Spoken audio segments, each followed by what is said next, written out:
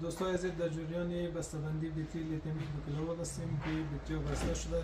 می‌بینیم که وایرینگ گبایش را بندی شده، وایرینگ شده. دیگه یک طرف بی ام اس هم بسته شده.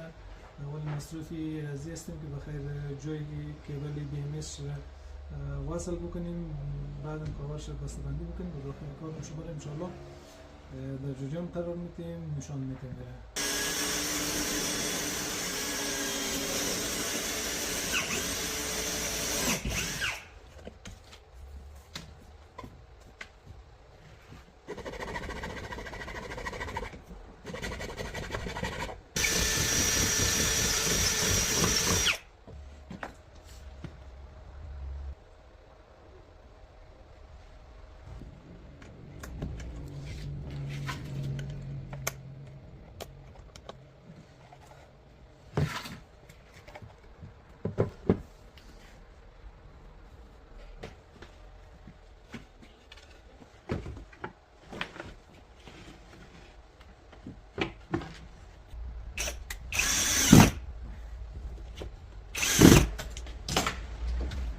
خب دوستای عزیز، این بخیر بطری لیتیمی 2 کیلووات بسته‌بندی شد منظم.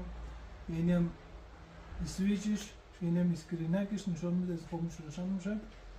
دیگه اگر شما بطری لیتیم کار داشتین و ما زنگ بزنید، تماس بگیرین، ما ان شاء الله در خدمت شما هستیم.